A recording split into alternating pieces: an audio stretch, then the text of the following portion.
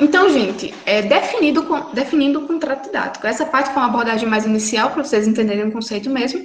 E agora a gente vai definir o que é o contrato didático. Então, gente, essa citação que eu trouxe aqui é aquela citação que, se você for falar sobre o contrato didático, você tem que discutir ela, certo? Que é a citação de Brousseau, que foi quem propôs o contrato didático. Então, eu acredito que vocês estejam estudando a teoria das situações didáticas, que foi proposta por Brousseau. E o contrato didático, ele constitui-se como elemento teórico dessa teoria, tá? Então, eu vou ler aqui para vocês a definição. O contrato didático é um conjunto de comportamentos do professor que são esperados pelo aluno e o conjunto de comportamentos do aluno que são esperados pelo professor. Esse contrato é um conjunto de regras que determinam uma pequena parte explicitamente, mas, sobretudo, implicitamente, o que cada parceiro da relação didática deverá gerir e aquilo que, de uma maneira ou de outra, ele terá que prestar contas diante do outro. Esse sistema de obrigações recíprocas se assemelha a um contrato. O que nos interessa no contrato quer dizer a parte do contrato específica ao conteúdo, o conteúdo matemático visado. Ok? Então, gente, nessa citação vou destacar alguns pontos que a gente vai explorar mais na frente. É questão, veja, o conjunto de comportamentos do professor que são esperados do aluno e o conjunto de comportamentos do aluno que são esperados pelo professor. Nessa citação, né, nesse trecho, a gente tem o trabalho, né, com a questão das expectativas.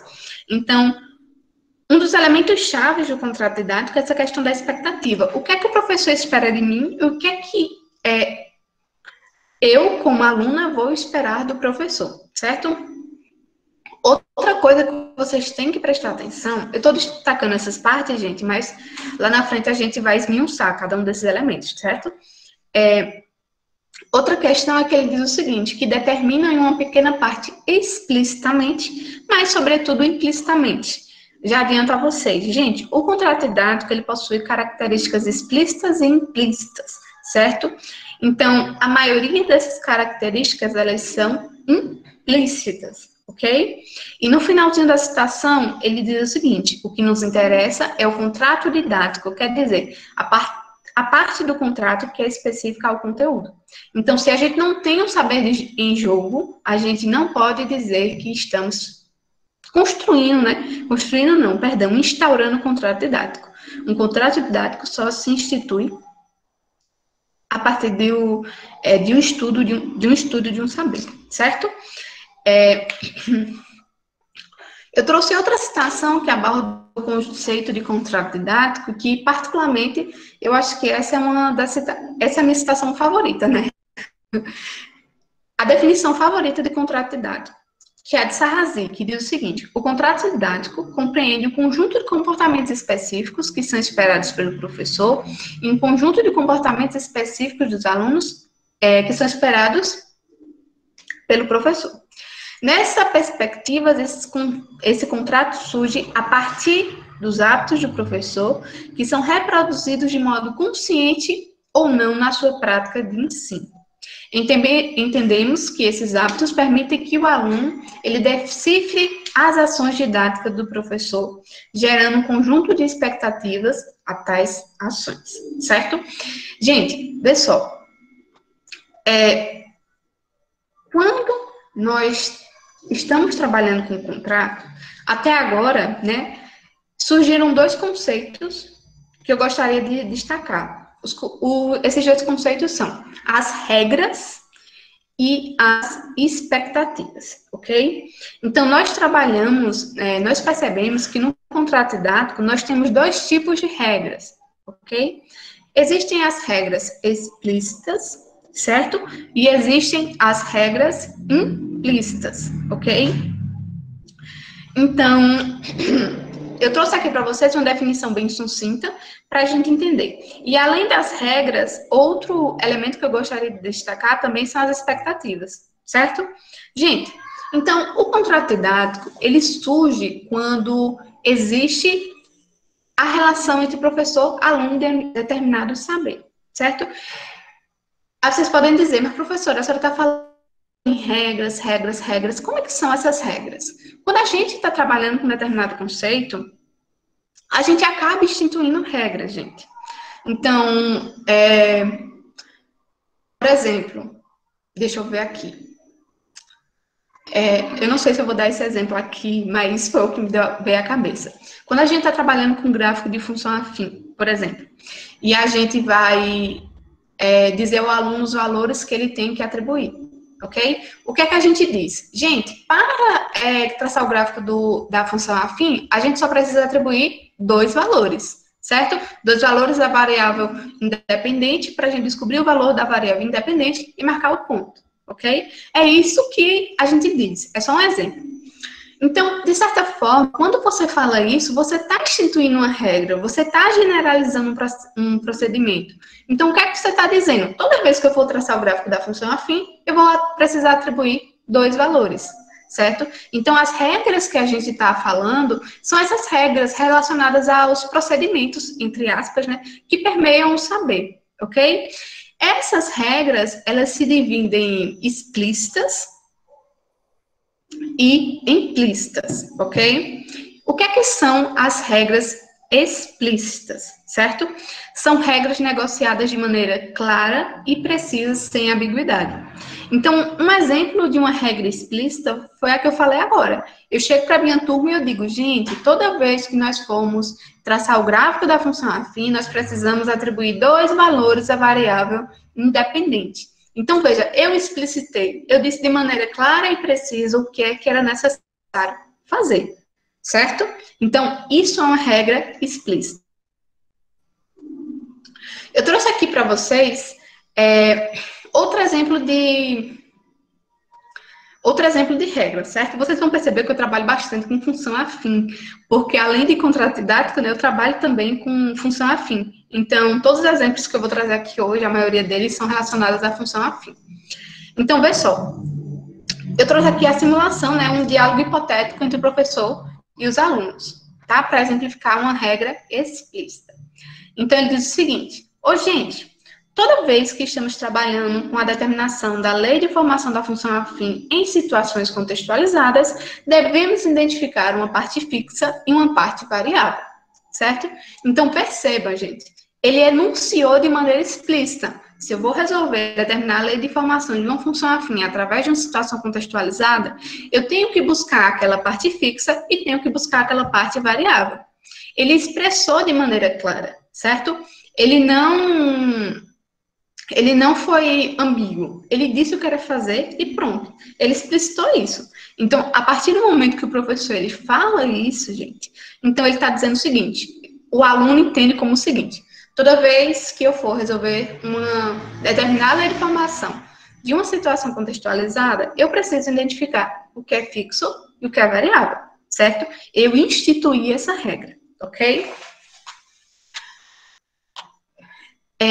As regras explícitas são regras construídas de modo subliminar por meio da prática do professor.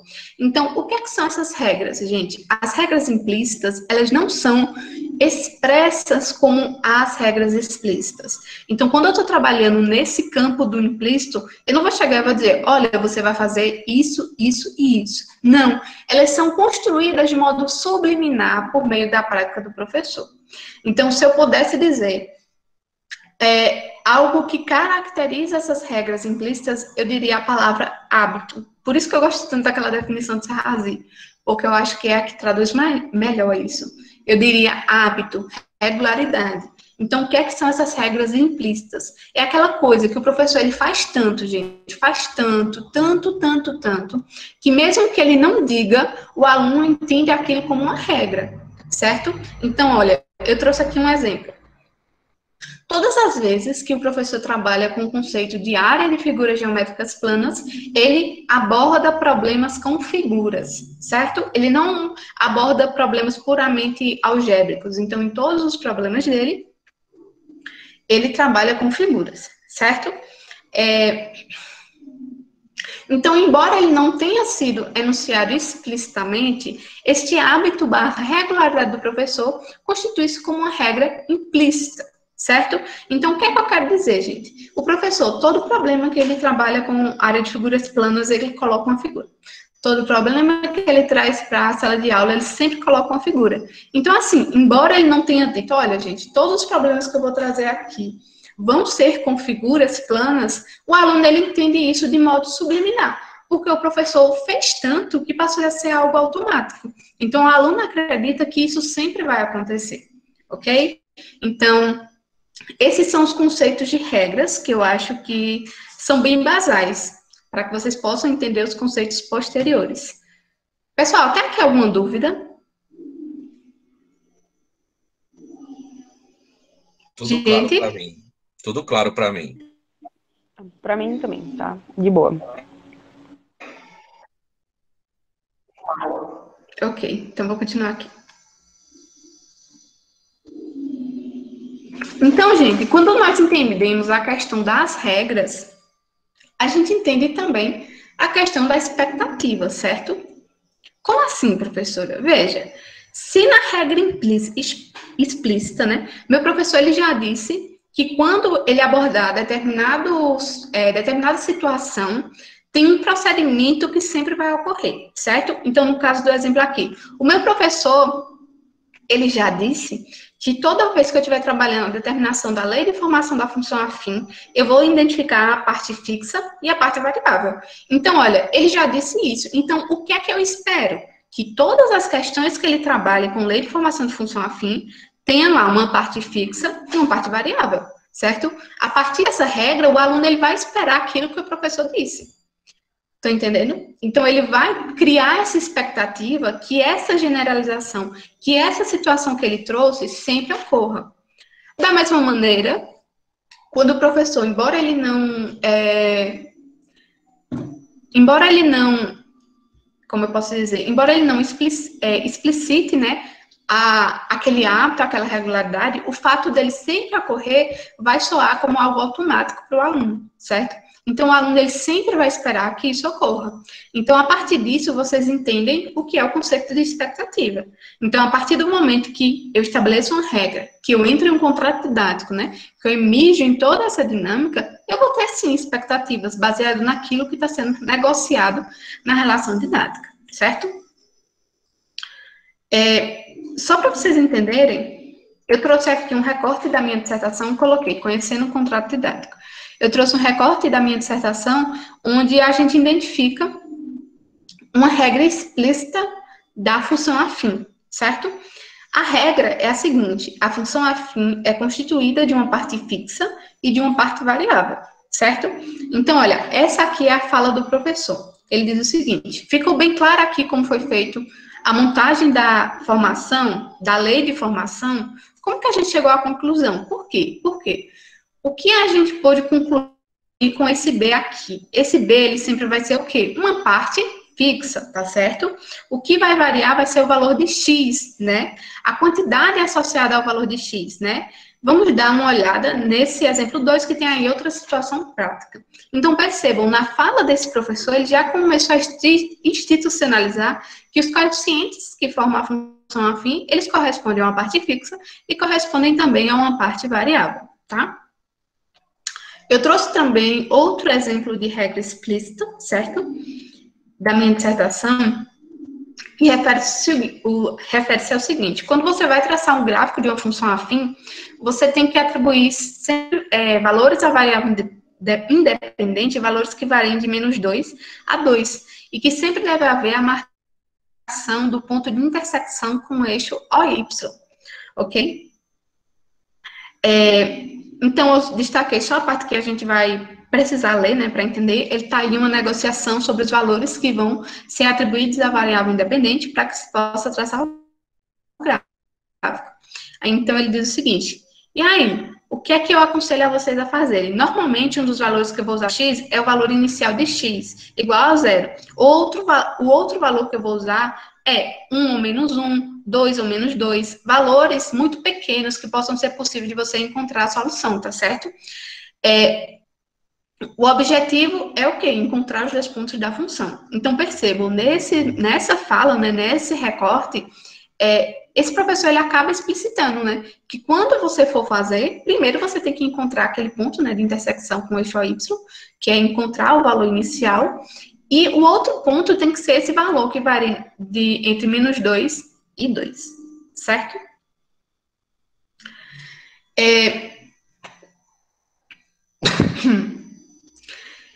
A gente vai discutir agora alguns aspectos subjetivos do contrato didático, gente. Porque o contrato didático, ele surge na relação didática. E a relação didática, ela possui elementos humanos, certo? Que são professor e aluno. E ela possui também elementos não humanos. Elemento não humano, que é o saber, certo? Então, alguns autores, eles dizem que nossa carga subjetiva, nossas experiências anteriores, nossas concepções, elas acabam influenciando na maneira como esse contrato ele é negociado, certo? Então, eu vou ler aqui só para vocês um pensamento de Araújo, que diz o seguinte: as relações contratuais sofrem influência das relações humanas. Isto é, o professor traz para seus traços, para seu contrato, traços de sua concepção de ensino e de aprendizagem, e das estratégias que considera adequada para a resolução de atividades, entre outras. Mesmo que de maneira inconsciente, tais traços se revelam ao longo da relação didática, por meio de significados atribuídos às exigências habituais sobre situações particulares, tá? Então, toda essa carga, né, que a gente traz sobre o que a gente entende o que é o ensino, sobre o que a gente entende o que é a aprendizagem, elas acabam influenciando de sobremaneira na instituição do contrato didático. Outro pensamento nesse sentido é o de, eu sempre me atrapalho nesse nome, é Chubauer-Leoni, que ela diz o seguinte, que o contrato didático que é instituído em uma sala de aula, ela traz marcas dos contratos didáticos que foram instituídos em outras relações didáticas. Então, por exemplo, o contrato didático que é estabelecido entre Diógenes e vocês dentro dessa disciplina. Com certeza, Diógenes vai trazer aspectos dos contratos didáticos que ele estabeleceu em aulas anteriores, e vocês também vão trazer características dos contratos didáticos que vocês vivenciaram em outras disciplinas, certo? Então, esses aspectos subjetivos, eles acabam influenciando na instituição do contrato didático. Eu trouxe aqui também, gente, algumas características substanciais ao contrato didático, certo? Então, são características basais que corroboram com aquela definição inicial de Brousseau sobre o contrato didático, tá? Então, eu trago aqui alguns elementos que são a divisão de responsabilidades, a consideração do implícito, a relação ao saber e a comunicação didática, certo? Então, o que cada uma dessas características elas têm a ver, né, com o conceito de contrato didático. Primeiro, o contrato didático, ele é um contrato, certo? Então, tanto o professor quanto o aluno, eles têm obrigações a cumprir nesse contrato, ok? Então, há, de certa maneira, uma divisão de responsabilidades. Por quê? Tanto o professor, ele tem que prestar contas ao aluno, como o aluno, ele tem que prestar contas ao professor. Então, por isso que vem essa questão da divisão de responsabilidades. A consideração do implícito, nos próximos slides vocês vão entender por que esse implícito ele é tão importante. Então, o contrato didático, ele funciona muito mais de modo implícito do que explícito. A relação ao saber, gente, o que é que institui uma característica importante, né, no contrato didático? Quando a gente inicia um novo contrato didático, então vamos supor, vou trabalhar com meus alunos agora função quadrática, ok? Então, enquanto para os meus alunos é a primeira vez, né, que eles estão vendo esse conceito de maneira institucionalizada, para mim, eu já vejo esse conceito muitas vezes no decorrer da minha trajetória profissional, certo? Então, de certa forma, eu conheço, entre aspas, mais esse saber do que o aluno. E o aluno, ele entra na relação didática justamente para que ele possa conhecer mais esse saber. Então, se diz que no início do contrato didático há uma assimetria entre o saber, porque o professor, ele de certa forma está mais próximo ao saber, porque ele é o professor, né? Ele vai conduzir o aluno no processo de aprendizagem. E para o aluno é algo ainda novo, tá? E a comunicação didática, gente, a comunicação didática, é inerente à própria relação didática, a questão das negociações que o professor tem com o aluno, as renegociações em momentos de tensão, ok? Então, essas são algumas das características basais do contrato didático. Aí, gente, eu lanço uma pergunta, certo? Considerando o caráter implícito do contrato didático, as regras contratuais são sempre seguidas, tá? Então, será que meu contrato ele nunca é rompido, ele é sempre seguido, né? Então, vocês imaginam, eu estou em uma situação onde há regras implícitas, ok? Então, há coisas que o professor ele não me disse, mas eu deduzi por meio da prática dele, certo? Será que sempre vai haver uma convergência para essas regras? O contrato didático ele sempre vai seguir, né, de maneira adequada, tá? Então, lança a pergunta e dou a resposta em seguida. Dado o caráter implícito do contrato didático, os elementos associados a ele só se tornam evidentes em momentos de ruptura contratual. Segundo Jonaert e Bourdieu, as rupturas contratuais ocorrem quando um dos parceiros didáticos confronta-se em uma situação paradoxal, no que se refere à relação ao saber, ou seja, quando há transgressão das regras. De acordo com Rousseau, essa situação pressupõe um momento de reorganização contratual, ou seja, das negociações, ou seja, retomada das negociações e a instauração de um novo contrato, gente. Então, olha, nem sempre as regras contratuais, elas vão ser seguidas ao longo nem sempre não, né? As regras contratuais, elas acabam não sendo seguidas ao longo da relação didática, ok? Então, elas passam por momentos de rupturas contratuais, né? Que é a definição da literatura. O que quer dizer com ruptura, certo? É aquele momento onde aquela regra que ela foi negociada, ela é quebrada, tá? Então, vou trazer para vocês o exemplo que a gente utilizou. Vamos supor que aquele exemplo de regra implícita que eu trouxe. O professor, ele sempre, quando ele trabalha com o conceito de áreas de figuras geométricas planas, ele sempre traz questões que abordem, que tragam figuras, certo? Ele sempre trabalha questões que tragam figuras. No momento que ele trouxer uma questão que trabalhe só com elementos algébricos, o que é que vai acontecer? Aquela regra, né, que o aluno entendeu que existia, ela é o quê? Quebrada, certo? Então, aí houve uma ruptura contratual. Por quê? Porque um dos parceiros didáticos, ele não se comportou da maneira como deveria, tá? Então, gente, quando há ruptura contratual, veja aqui o que Jonaert fala. Dado o caráter implícito do contrato, os elementos associados a ele só tornam-se evidentes no momento de ruptura. Porque quando há a ruptura, meio que o que é implícito se torna explícito. Por quê? Porque há a verbalização da regra. Então, por exemplo, se o professor ele põe uma questão que rompe com aquela regra, o que é que vai acontecer? O aluno vai dizer, mas professor, toda questão que era trabalhada não era com figura, o que é que vai acontecer? O que foi que aconteceu, né? Então, nesse momento, entende-se que havia ali uma regra implícita, que o aluno entendeu que existia, certo? E no momento da ruptura, ela foi explicitada. E depois que ocorre a ruptura, o que é que a gente tem que fazer? A gente tem que renegociar a regra, tá? Então, vou tomar esse exemplo. Né, o professor pôs um exemplo que não tinha figura. Então, o aluno disse, professor, o que foi que aconteceu? Eu acreditei que todos os exemplos que o senhor passava tinham que ter figuras. Então, ele vai renegociar uma nova regra, né? Então, ele vai dizer, não funciona assim, nem todos os exemplos têm, alguns vão ter, ou então, os exemplos que possuem figuras são desse tipo, e os que são de caráter algébrico são desse outro. Então, há uma instituição de uma nova regra, uma instauração de um novo contrato. Eu trouxe aqui um momento de uma ruptura contratual, certo, gente?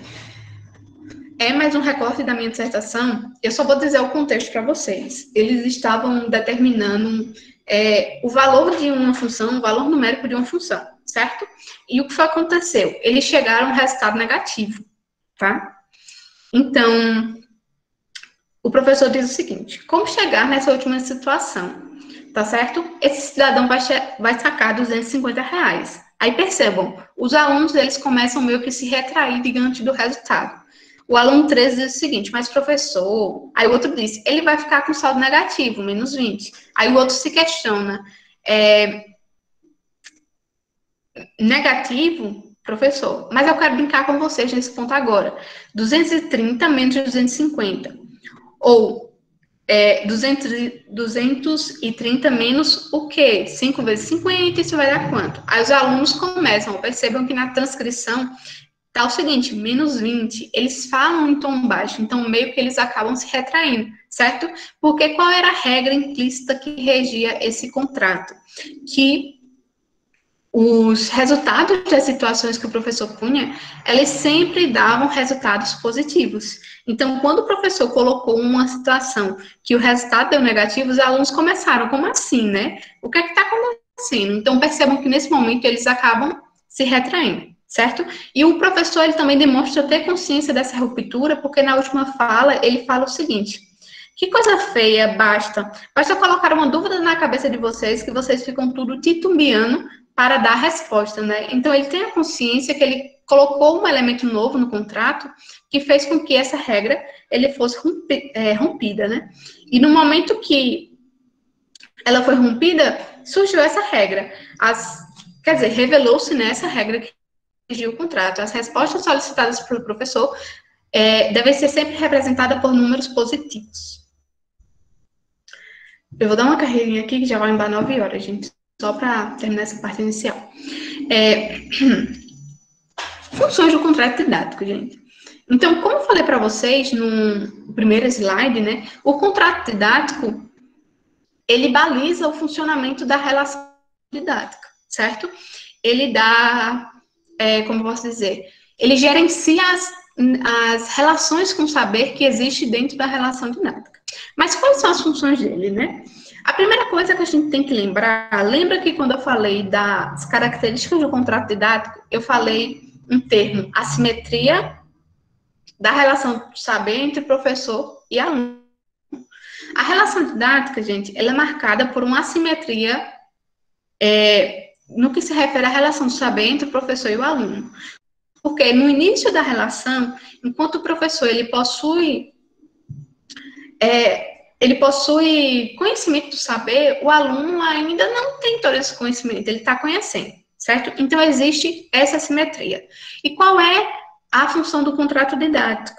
Ele é gerenciar as mudanças que o aluno possui ao saber. Ou seja, se no início da relação didática o aluno ele não conhece o saber, no final da relação didática ele precisa ter conhecimento desse saber.